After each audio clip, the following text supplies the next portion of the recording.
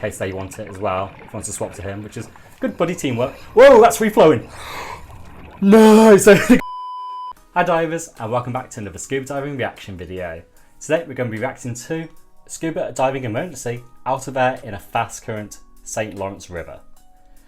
Which, firstly, my brain just had like a weird light bulb moment when I read that, because I didn't realise this, but yeah, so river dives, obviously because the rivers flow, they are technically drift dives. There's a current there, you have to do a drift. I don't know, I always think about drift diving just being in the open ocean, around archipelagos and whatnot. But yeah, that is a cool thing to think about, that this is a drift dive just in a river. I don't know if anyone else did the kind of thing. If you feel like that's a weird observation, go Tom, you're a dumbass down in the comments. If you're like, oh yeah, same, put Tom same down in the comments. But yeah, I just thought that's really weird. Obviously out of air is never a good situation, so we've seen people in the past not handle it very well.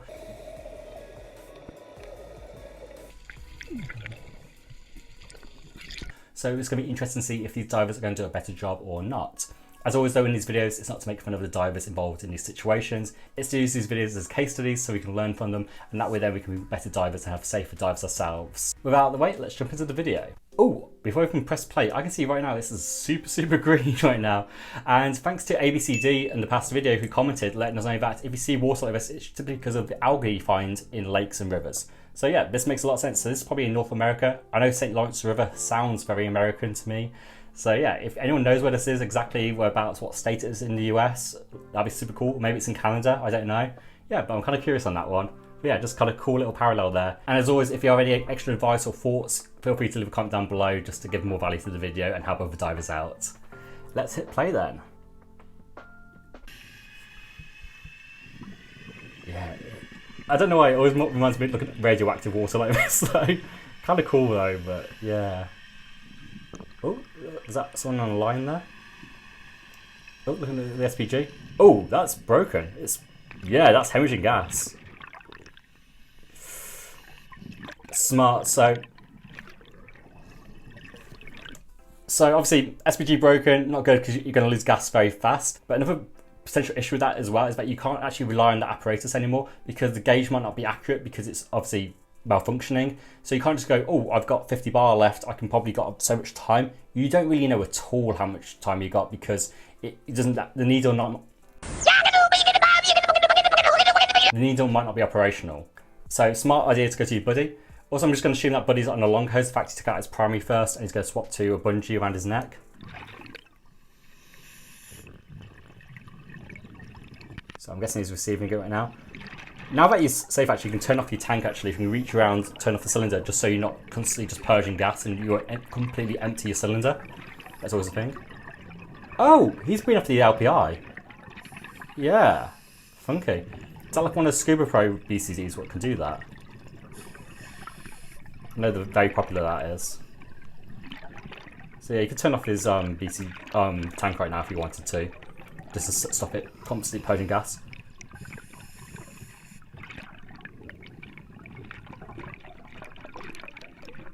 They've also got another person on hand in case they need to, which is always good.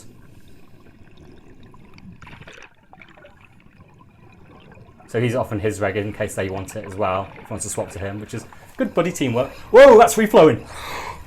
No! So the guy he's sharing air with now, he's got malfunction. So you need to go to that guy who just offered it. Yeah, go to him instead now. And then he's probably going to have to go to someone else as well. Oh yeah, it's another someone else there, so he can go to them. No? What's going on? What is going on here? I hate this POV, it's not very clear. Look at this extra diver, so even though they both got problems now, they can both go to someone else. This is not good. Oh! He's sharing air. Oh, because it's on the LPI, can you disconnect them? Maybe you can disconnect it so that turns off the secondary regulator there, it's alternate. Now they're just sharing air. Which you can do, by the way, it's completely safe to do this. And they're handling it really well. But the thing is, they've got extra divers, so I don't know why they feel the need to do this. That other guy was very aware of the situation. Yeah, he's jumping in now. That's good. There's no need to do this if there's another diver with you. So he can just go back to normal. The guy in the middle should move out the way, actually, right now. That would be really good, so that those two can be close together while they're sharing air of the same cylinder. So he should move out the way and go further down the line. But apart from that, yeah. This is why it's good to have another person. And it seems to be his LPI is no longer hemorrhaging gas, so he must have been able to disconnect it and stop the free flow, which that's super handy to know if you can do that. Yeah. So you're kind of going to elbow him accidentally if you stay there, dude. You should probably move out the way to let them get closer to each other. But yeah, honestly, they handled this situation relatively well, and they've kept their cool, so I'm very impressed with this. Is that the end of the video? Yeah. Looks like it's starting to go up. Yeah, I think at this point if ever you have like a malfunction by your own equipment, you should look into end dive. It's just not worth trying to carry on with a redundancy gone. It's just safer to look to end dive now, especially if you're sharing off the same tank. It's not good. And get back to the boat or shore, wherever you're going. Look over the equipment, see what the fault actually was, get it serviced or get it fixed yourself if you have the skills, and then you won't have the issue for future dives. But honestly, I'm very impressed with how this went. They did a very good job of handling the situation and staying calm and collected throughout the whole situation there. And in like the other accident videos we looked at in the past, this is actually not down to user error, instead it's down to equipment failure. And that's actually one of the things why we do skill still. It's not just like, oh, if you become such a good diver, you don't have to worry about having user error anymore, which is very arrogant, and you always have the potential to have user error. But equipment failure is something we always have to factor in, and that's why we have to know how to handle situations like out of air situations or equipment shutdowns in case things like this happen. And it's really cool to see divers actually, obviously not cool, but you get what I mean. It's nice to see people actually handling the situation well and doing it very professionally rather than freaking out going, oh my God, what do we do? They actually handled it very, very well. So just go back over the situation. I actually think when we first saw the gauge at the start there, yeah, when he first looks at it, it actually is hemorrhaging gas straight away there. So from that very moment, he knew something was wrong. I thought he was checking his air at first when I first glanced at it and see how much pressure he was working still with. When he looked at his SPG obviously stands for submersible pressure gauge, if anyone who doesn't know. So I thought he was checking how much remaining pressure he had, but no, it's actually, that's hemorrhaging gas. It's quite a big leak, honestly. It's going really, really fast, so that's obviously not great. So at that point then, you could burn through your pressure very fast. You don't know obviously how much pressure might still be there. As I said, the equipment's malfunctioning, so the needle might not be accurate where it's showing. So he did the right thing by going over to his buddy. So that was really smart to go over to his buddy and be like, hey, might give him the out there signal or like problem with this and share air maybe. His buddy, he actually gave his primary. That assumes that it's got a long hose setup, I would assume normally if you're going to do that, because obviously with that kind of setup you need it obviously to have a longer reach if you're going to give it to someone else. Your primary's got a shorter hose typically than your alternate, which is that long yellow one typically. So in that situation, if you're going to give your primary, you want it to be a long hose so you have a good amount of reach. And if you are on that situation normally, it's a long hose that goes around there behind your head and loops around your body. It's like a really weird setup. I'll put a picture on screen to show you what a long hose setup looks like. So if you are going to give air with one of those, you have to like take out your mouth and then you duck, so you get the cable fully extended then, and then you punch it towards the other diver, and that's how you do that. I think we see him do it here. Let me just quickly check if he does it exactly like that or not. He kind of just drops it. Yeah. If I was him, it's a bit of a lazy, obviously that's a little criticism, as I said, take it out, just go over your head, punch it, and just push it into the mouth. Honestly, when it's situations like that, he might still have his regulator in his mouth at this point until he receives it, but yeah, just push it right there so it's very easy. You don't have to worry about dropping it, pick it up and then put it back into his mouth like he had to do here. Just give it straight to them, don't make it awkward, just do that. Obviously though, I will say the one thing you could obviously point out is that you have one hand not free because he's on the line. As you can see, he's holding onto the line. So he's only got his left hand, which is less optimal to do that maneuver with. So I can kind of see why it's a bit sloppy. You have a bit of benefit of the doubt there. And obviously during that whole time, you are then exhaling until you can get to your alternate. Thankfully, it's just on the LPI, so it's just easy to access, very good.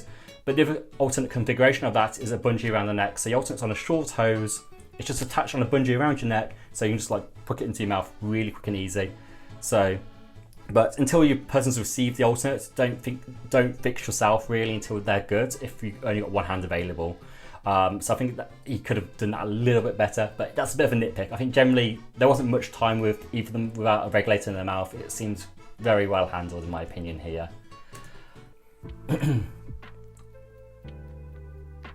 So yeah, he goes onto his LPI now, which is a different configuration. I always think it's fine to have different configurations. You might find it more useful to have your alternate there and like this kind of setup. Fully go for that. I know there's a Scuba Pro BCD, which is very, very popular. I've got some friends who swear by this BCD, who love that setup about having an alternate there. It free flowing though like that was kind of wild. I'm not gonna lie. I don't know if that's a common issue with it or that's just very, very unlucky for that to happen.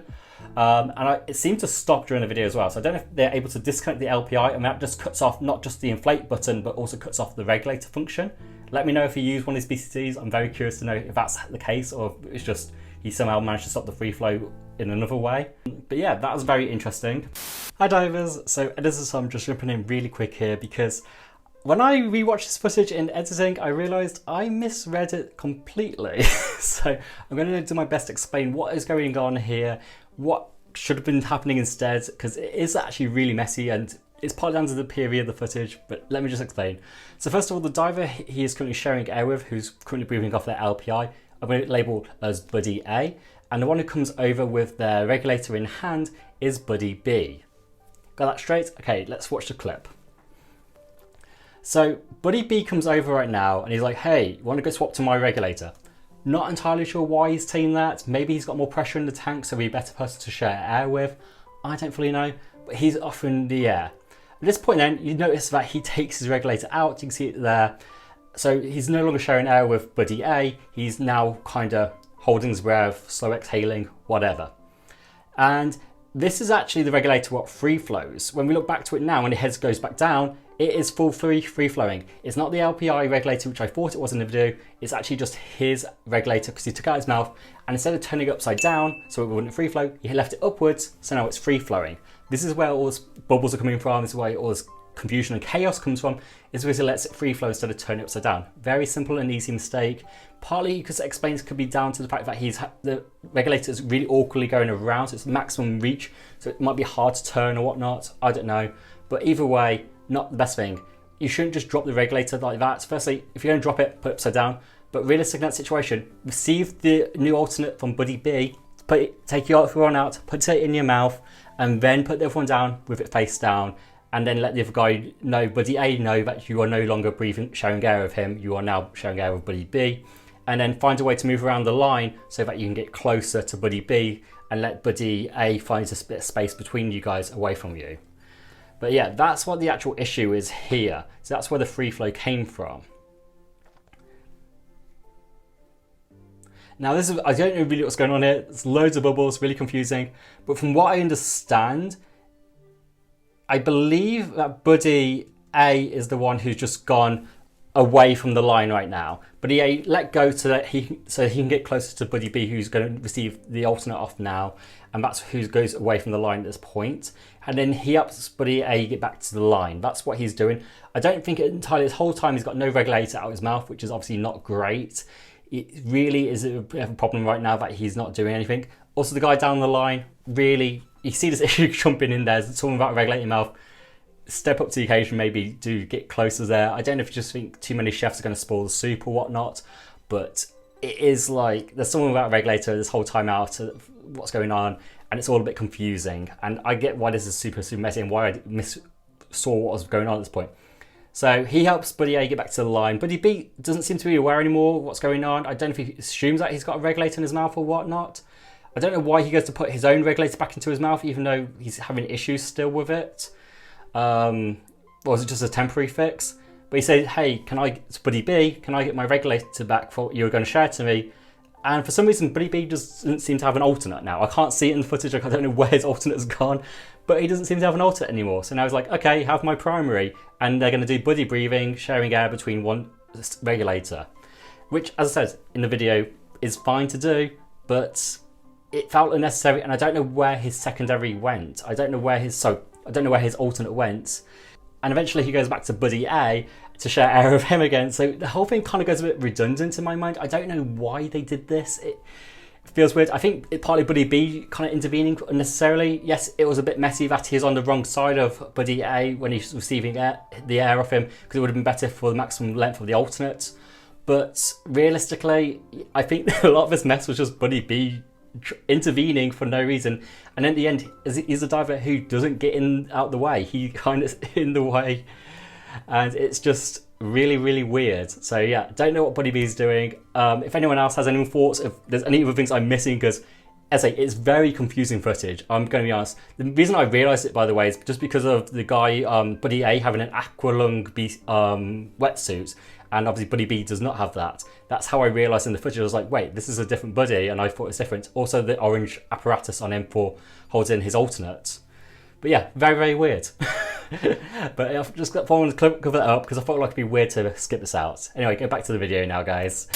As I mentioned in the video as well, at this point when he was then under control with that diver, he then could also turn off the cylinder, stops it hemorrhaging gas. Personally, it's just because bubbles are a bit annoying and obviously can cause visual disturbance and less visibility. So I always think it's good if you can turn it off. I also think for more of a logistic side of things, you don't want it to keep purging out of the SPG because it can cause more damage to the SPG, but also could fully empty the tank eventually. And if a tank gets fully emptied, you have to do a visual inspection for them. Is it visual inspection or is it the... I am going to put on screen which inspection it is. You have to do a certain check anyway with a cylinder, which is obviously a lot more effort for the dive centre or wherever you rent it from, or at your own cost if it's your own tank. And it's just a headache to do, so it's better just to not actually have to fully empty a tank if you can actually avoid doing so. So personally, I think here he should have turned off his cylinder. If you don't have the flexibility to reach over and reach for that valve, you can get your buddy to do it for you and just tell them, you turn off my tank.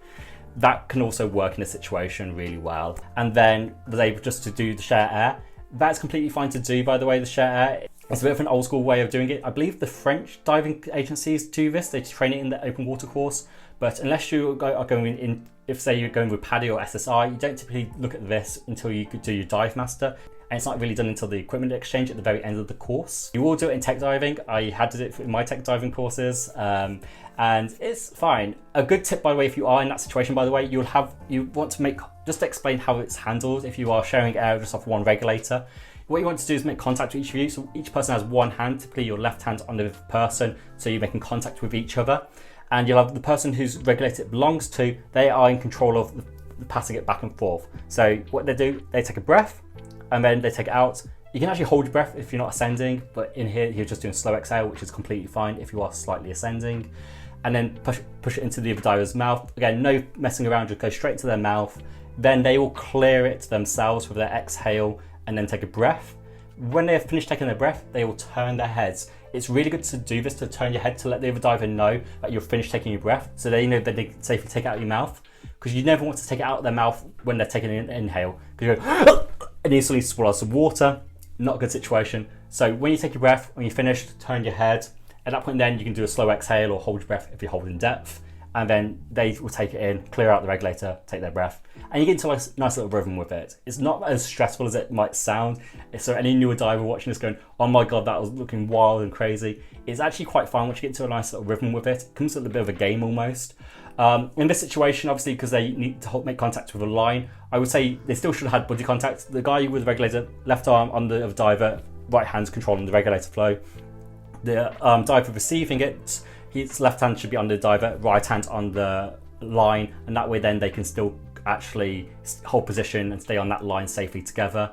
That's completely fine. And as the other buddies, they just do that until someone else comes over to them. So as I say, very small nitpick, but they could have made a bit more buddy contact with each other just to make sure they hold position together, especially knowing they're in a current, so they could be pushed along a lot more by the current. So I think it would have been a little bit better to have a bit more buddy contact, especially that you can see also that he has D-rings on his BCD, so that you can use them to hook onto with your left hand. It makes it very easy and comfortable to do so. But all things considered, very well handled. I really have hardly any criticisms for this, and it's good to see divers who are not freaking out in these situations. They're handling it very professionally and doing a good job. If you have any more feedback as well, or you think anything I missed out, anything you have any more comments on, feel free to leave a comment down below and share your thoughts. And if you liked the video and found it enjoyable in any way, please give it a like. It helps me out a ton to help other divers find this video too. And if you want to see more from myself, Narked Tom, feel free to hit that subscribe button and hit that bell notification icon to get notified when I post my next video. Anyway, divers, I hope you have an awesome and safe dives. I'll see you guys in the next video.